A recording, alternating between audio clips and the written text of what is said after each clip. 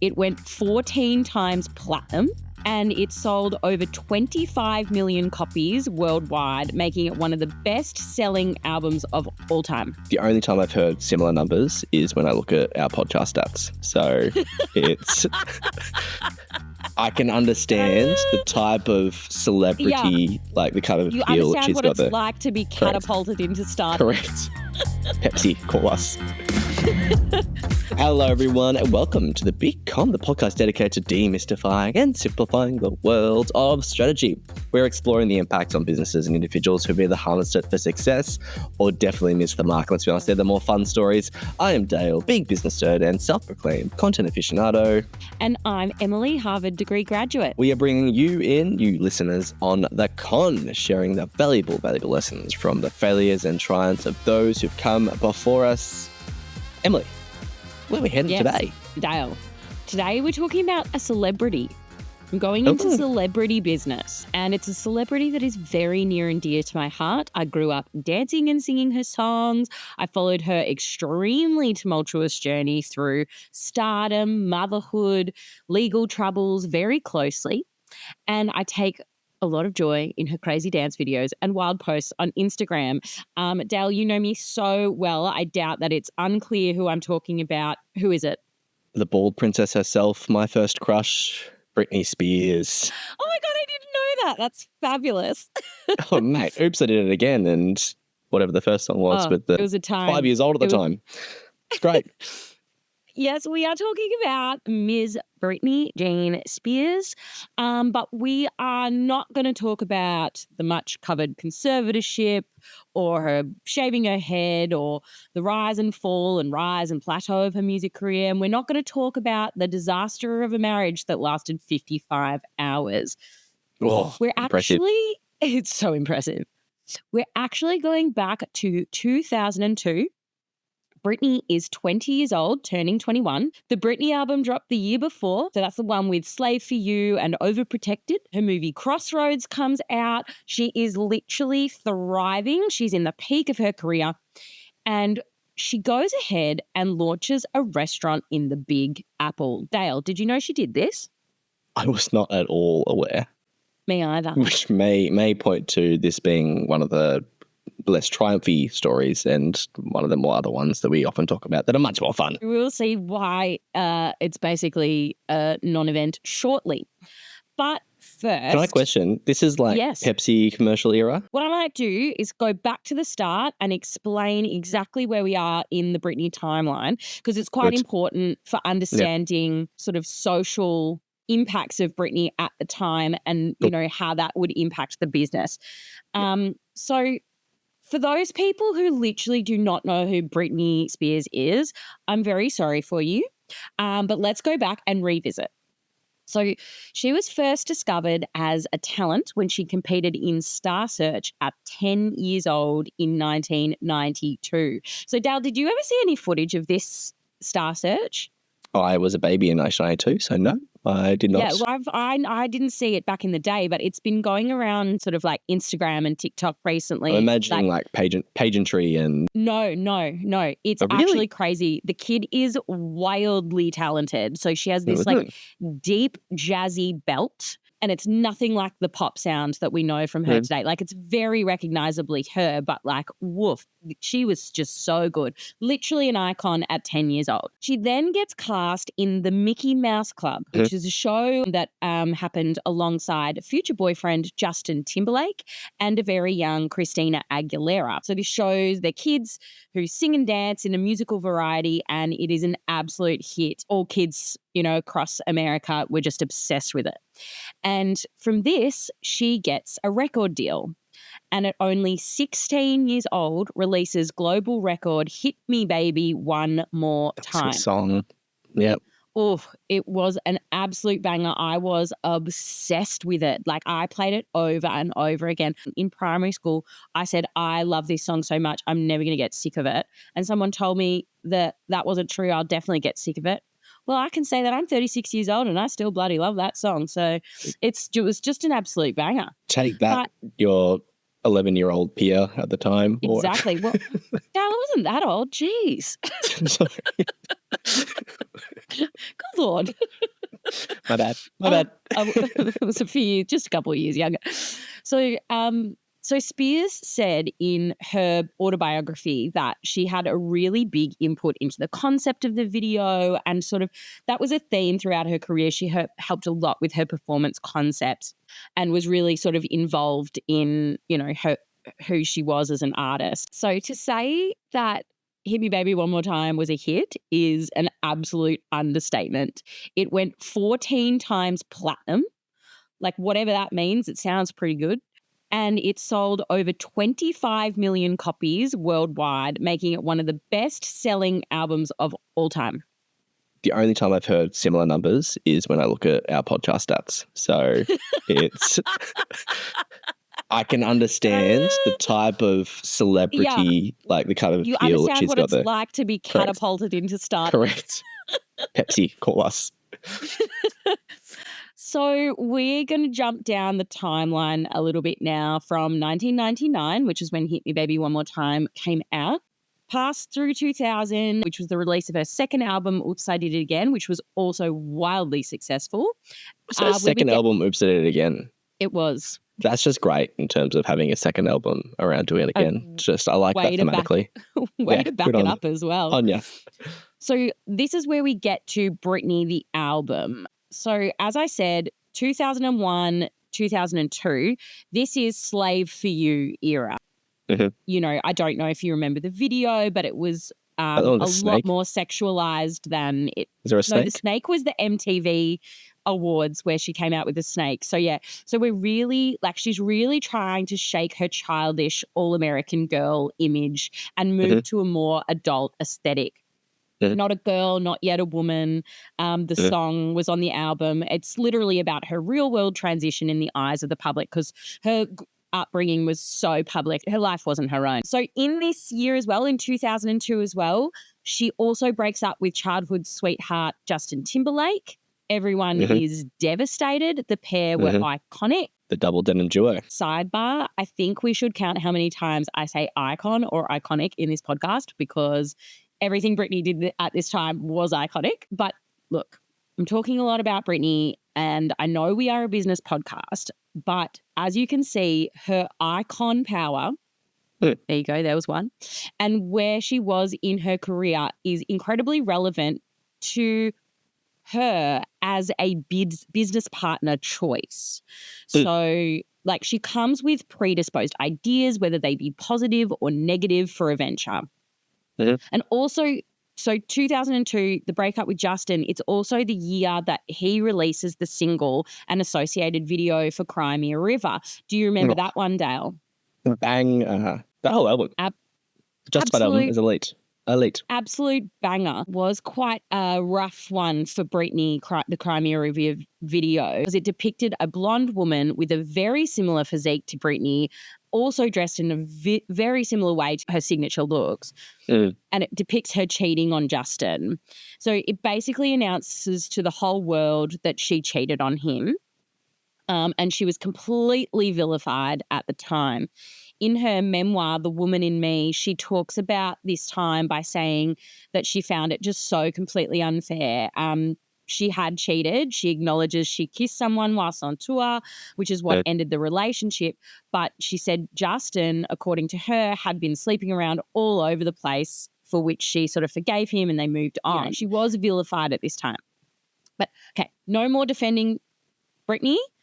And asterisks. So I never got involved in any of the Britney stuff for the last 2 years and all the shenanigans around there. So thanks for explaining that, why we hated Justin Timberlake for a period of time. That makes much more sense. Thank you. Oh, there was Dale, there was so much more reasons why we hated Justin. That was just one of them. But I will stop defending 2002 Britney from a 2024 lens. That has been done. But this is just where we are in terms of her timeline and describing the public attitudes towards her, good and bad. So the restaurant, we get to the restaurant, which is what we're here to talk about today. It started because of a dentist's office. A dentist bragged to a restaurateur's wife while she was in the chair that he knew Britney's manager. And so the wife goes home and tells the restaurateur, and the idea for coming up with a new restaurant through Britney Spears began. And they connected with her successfully, and off it went. And the way it worked was the businessmen made the business choices, and then they'd be like, oh, Britney, what do you think of this? And she'd go, yeah, great, I love it. Or no, not good. And they'd go back to the drawing board and Britney would go on her merry way. It was more of a, yes, no, this kind of thing. She had veto power. It's also important to note that they did not design it to be a cheap gimmick, which is something that Britney's sort of known for, like, little trashy pop kind of stuff. There's no Britney-related decor in the restaurant, and no mention of like, oops, I ate it again, nachos, or baby back one more time ribs. Well done. Well done. Very Thanks. good. Very Thanks. good. So the theme of the restaurant was just... If you ask for drinks, you want like an extra shot, do you ask them for them to be stronger? Oh, good. Have you got another one for me? No, yet. Got to recall the back catalogue. So the theme of the restaurant was just New York City modern cuisine, but it was fused with Louisiana-style cooking, which is where Britney is from. So that's the only tie. I think this was Britney's idea to do modern American fusion with Louisiana-style cooking, because she loves Southern food. She loves her roots. So it's just like Britney, Louisiana, Southern twist, but make it fancy. Reportedly, the name was Britney's idea too. They called it Nyla, so NY for New York and LA for Louisiana. See what they did there. Yeah. So, what Britney did. But they wanted to be this like trendy, classy place that all the best and most hip people from New York wanted to go. Can you tell that I'm not very hip? I feel like hip people don't say hip. But whenever you say hip, you're immediately done. With the restaurant, they decided to go for a soft launch. So, Dale, can you describe soft launch in business terms that is not Gen Z relationship terms? You have a few people you test the concepts, not everything's working as perfectly. It's a dress rehearsal. I always feel like it's a dress rehearsal for when you open up. You might close beforehand to go, okay, listen, what do we learn from that situation? Let's go again. What do we need to tinker? But effectively, it's a lower stakes. Should be lower stakes launch of your business. Should be being the optimum word. And like, while this is actually a solid business idea in general, and like restaurants often do this to give chefs practice before they do the grand opening, like you said, they can perfect the food and the order of cooking, and how they operate together as a team. And then the reviews from the grand opening are more likely to be better because they're a more polished, well-oiled machine. But this is not good when you have the biggest pop star in the world at the time attached to the name, because you can't really do a secret hidden launch. Britney wasn't even there for the soft opening because it was a soft opening. They're trying to keep it low key, all this sort of stuff. So then the reports come out from the soft opening, and the place reportedly was $350,000 over budget, and they only made $1,900 in business that night, which is a soft opening. Sure, but if you're Britney Spears, on that first bit, yeah, bad. And like, this was devastating to the business. So the media absolutely latched onto this and reported how badly opening night went. And like, I could not find any information. Like, there were no news articles apparent to me about the opening that Britney was actually at. Like, everyone was just like, this was a disaster. No one turned up. So like, this soft launch idea was just terrible. The reviews of the food and the atmosphere from the people that went was great. They loved it. They thought the food was good. They and there was some diehard Britney fans in attendance, and they loved it, despite the fact that it was like not really Britney themed. Like, she wasn't even there. Like, it was but they thought it wasn't a cardboard cutout, an impersonator or anything. It was just and it wasn't like Hard Rock Cafe that's like vinyl on the walls and all that sort of stuff. It wasn't like gimmicky. So, and they loved it. But this didn't matter. Business did not pick up, and the money did not come in. And reports from the chefs they just didn't have access to all the produce that they needed to make the food because there wasn't any money. So like it was literally holding back the operation of the business. And even worse, they started to receive health code violations. So they're obviously not taking care of the place. Like, you know, it seemed like a bit of a disaster. And I just thought, like, it's so weird that they ran out of money, given how much Britney Spears was earning at the time. Like, I don't know whether she wanted to just, like, put in money to, like, get it going and, like, really get it started. Like, restaurants are expected to lose money in their first year of operation. Like, so it's not like that was bad, but if there's not enough money to actually buy food, you've really got a problem. I guess she didn't want to continue investing what she'd already done, whether that was her money or her name. But I just couldn't find any information on what Britney actually invested into the restaurant. Like, it is alluded to in articles that she put money in and not just her name, but like it's not explicitly made clear by anyone what her actual tie to it was. I imagine that she was just an investor and they were allowed to use her name and she made some choices. So there was a New York Times article written at the time, which was actually fabulous. It really went into the details of the restaurant, but it was brutal in terms of its review and some of the language it used. So it was called Not Yet a Woman, Already a Restaurateur. Oh. Yeah. And one of the quotes was, with a reputation made on MTV and a coyly conservative image as a sexual tease, Ms. Spears is not always taken seriously by adults except as a moneymaker, which is totally sexualizing a child and underestimating a woman and is quite frankly outdated and gross. Although, you know, it does illustrate that, like, no one was taking her seriously in this sphere and, like, it was, you know, an extremely male-dominated industry, the restaurateur business, and serious business people in New York invested in restaurants, and she just wasn't taken seriously. New York is also a whole other level in terms of restaurant competition, and the attitude of New Yorkers is unlike anywhere else in the States or even the world, really. They're quite snooty in, you know, if you're trying to be cool in the coolest place on earth, it's... You've got your Gramercy Taverns, you've got your very, very, very nice restaurants. If you're trying to make a splash pick like this, but I feel like they were going for something quite splashy.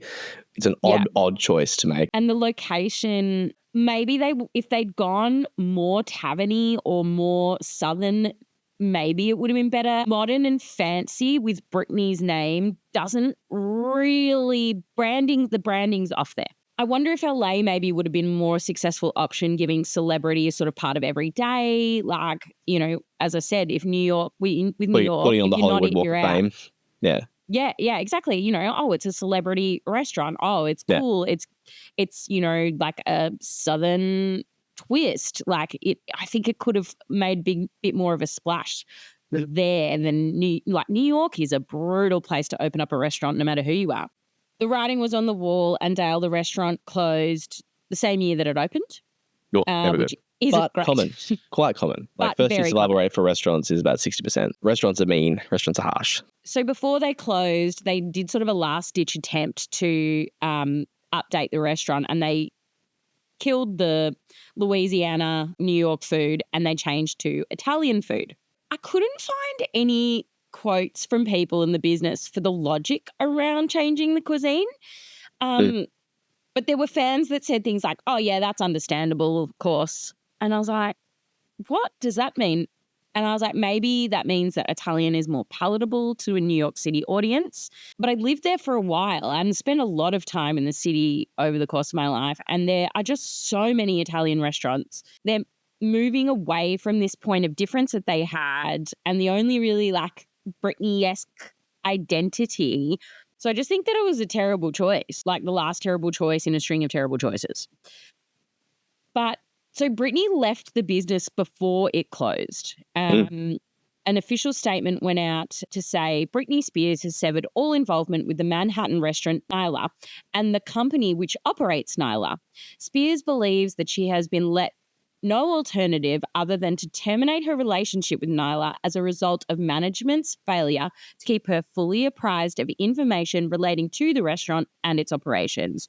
So that indicates to me that they weren't communicating the struggles to Britney and they're just going, yeah, it's fantastic. Woohoo. Everything's great. She also personally stated, I wish the restaurant and its current ownership continue success. And she did state as well that she never actually received any money from the business. Really? So I find that interesting. So maybe she wasn't a financial investor, but or anything. I don't know. But she only attended it 3 times. And one of the reasons celebrities reportedly start restaurants, from some of the articles I was reading, is to go and to have a meal, spend time with their friends, show off their restaurant. It's really sort of an image thing more than it is an investment, because most celebrity restaurants fail. I think Robert De Niro's done really well, but more of I'm a 2% investor in a really solid hospitality team.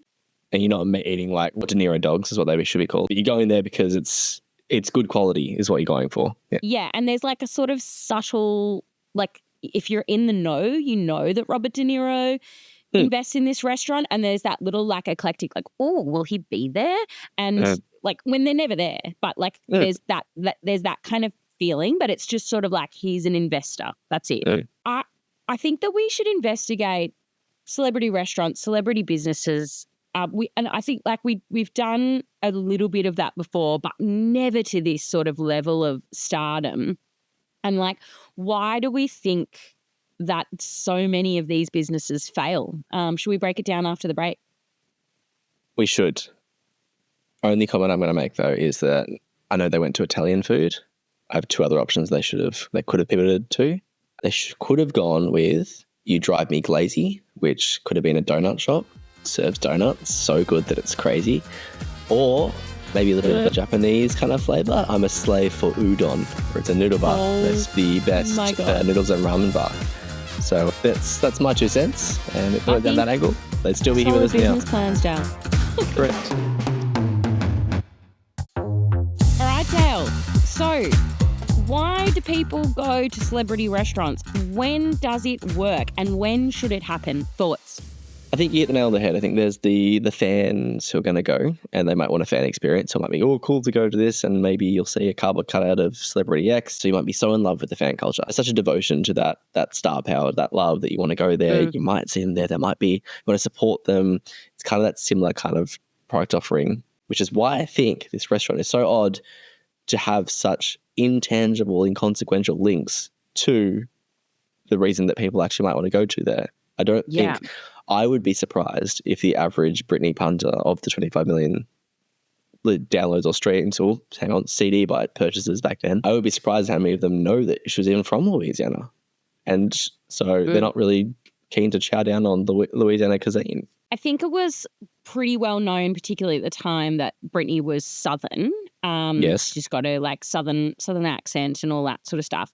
But I think you're right. And I think we sort of touched on where I think the biggest issue is, and the thing that we've talked about before in terms of partnerships, and that is that the vision wasn't clear between the celebrity endorser and the business. Mm-hmm. So the branding, there is literally not, I love Britney. I think she's the most fantastic, wonderful, I love her, obsessed. Nothing about Britney says class, sleek, modern. Nothing. No, not at all. Literally nothing. Pepsi short shorts. Yeah.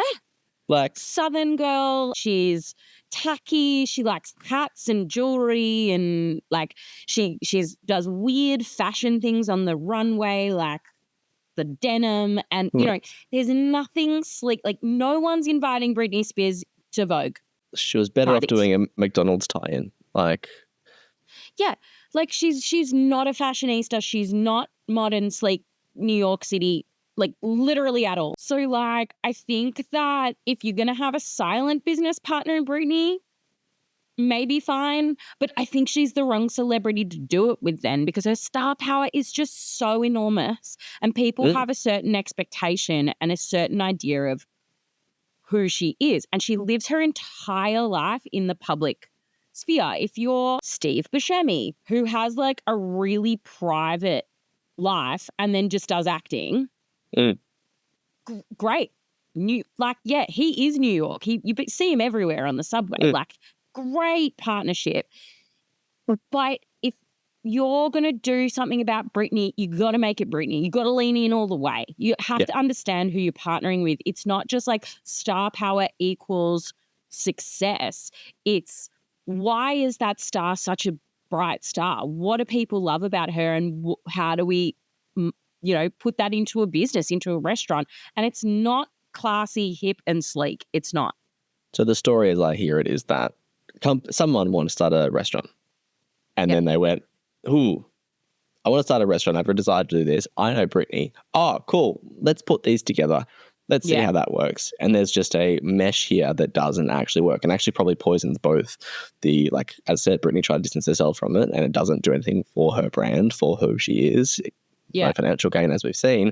And because they're also tied to the Britney space, they've got this, instead of being a classy restaurant, which they're trying to be, they've got this Britney overshadow across it. So you just got things that just don't work at all. And I think that's something that we need to be really careful with. Anyone who's got a brand, anyone's got a personality, any celebrity kind of space, whenever you're releasing a product, there's probably a good consideration around making sure that it aligns to what people know you for. Yeah. Can I pivot here?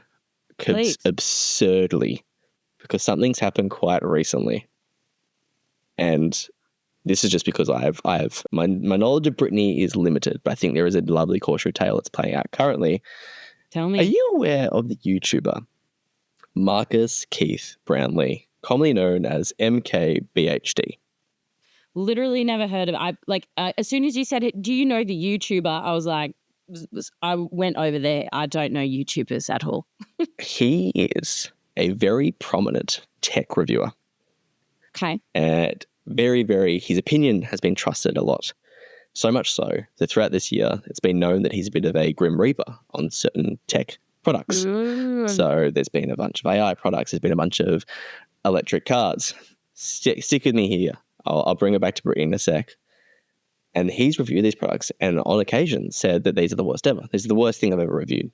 And within a few weeks, that company has either had really poor sales, have had to repivot their entire organization based on the opinion of one person. So you've got this individual who's there around, who's trusted, who's built this brand of being a trusted tech reviewer, tech platform, very opinionated, very high quality products. He has really good branding. People respected him a lot. Until this week, because he decided to launch his own app. And I will describe this app, which is, for the most part, a $50 per month subscription option where you can download wallpapers for your phone. People are upset. And why this is my link to Britney, is that it is very at odds with what he does. People would expect an app from this person to be high quality, to be some of the best products going around. There is a countless amount of tweets, threads, whatever social media posts that people are now using against him and going, "Hey, remember when you said this? How's this coming back to bite you now?" Oof. The things he's critiqued here for is pricing, of course. $50 for effectively a bunch of wallpapers is absurd, particularly when some individual rebuilt the app within 10 seconds and found that most of the wallpapers were stored in a Google Drive somewhere. The app as well has horrendous privacy requests, so it asks for all the details and access to your phone, where no one, where it freaked people out. And it's got sign-up portions. So again, you've got this product where you've got someone who's got this great brand, great idea, but the thing that they've released in this space is completely at odds with what the customer expects. Similar to kind of the Britney experience. And it's really funny hearing about the devout people. There's always going to be a devout bunch of people who go to the Britney restaurant and go, "Oh, well, I want to support her. I love this, etc., etc." But and I think there is obviously it's like Britney fan there. For example, I would 10 out of 10 go to this restaurant. I love Southern food. I love Britney. I love classy, modern restaurants where I can feel fancy. Oh, yeah. I would absolutely love this restaurant. But like that's very niche. And I was going to say, which I think that you've sort of just proven it's not correct, but maybe kind of is. From 2002 to now, there is a very different idea about what celebrity business means. Superstars don't exist anymore. Superstars don't exist. And also, like, Britney was such a big icon, but she had so many people managing her businesses. Like, now we have your Taylor Swifts, your Kardashians, your Gagas, who all sort of have their own businesses, but they're very much led and driven by them and who they are, and like, their of team. course they've got huge teams. But yes, but it's not like a complete disconnect. Like, correct. And in the Britney conservatorship and all the way that was dealt, Britney's like, you're over here and you're making us money, and we're going to do this thing by using your name over here. So it's very, very indicative of how Britney was treated as a celebrity on the whole and the reach of her stardom. Mm-hmm. But I think nowadays it's a very, very different landscape in terms of but then you still have someone like Kylie Kardashian releasing a business that flops as well. So like, but you look at that, people use the Britney experience, like the celebrity restaurant endorsement, as like a prototype to kind of go, oh, that should work. And I think it's actually so much harder for people, particularly in an online context, to convert people who will watch you on YouTube and then buy something else off you. And I think that's the kind of the change here as well. And because like this obviously did nothing for Britney's brand. This like was a blip in the ocean, and then she shaved her head. So no one cared about a failed restaurant. A path that many people have taken. Yeah, honestly, restaurant fails, shave your head, classic. I think it's that these days you would expect a celebrity to have a lot more involvement, and I think maybe that's why your mate's getting into a lot more trouble as a person. Oh, yeah. Like it didn't affect Britney's brand. Britney affected the restaurant's brand. So good call. Real good call. Yeah, and we've said this in the podcast before.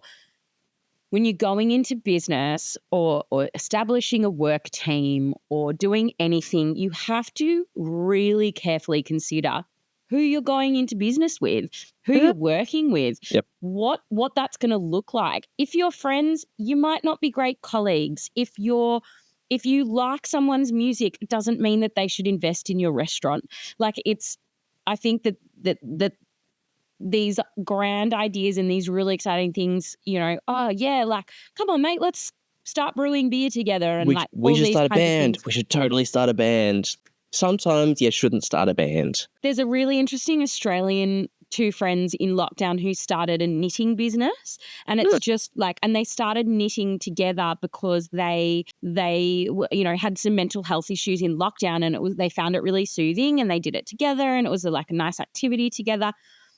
But they were both in marketing careers in different industries, and then decided to leave that business and start this business together. Like, that is a good match. Like, I'm not saying don't start business with your friends or don't start a business, with someone that you respect or like. I'm just saying you need to consider strengths.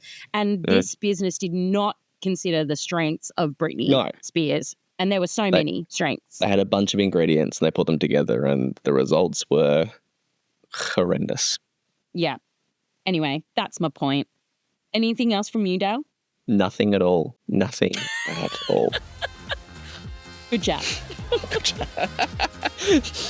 Well, it's just, there you have it. You now understand a little bit more of the con.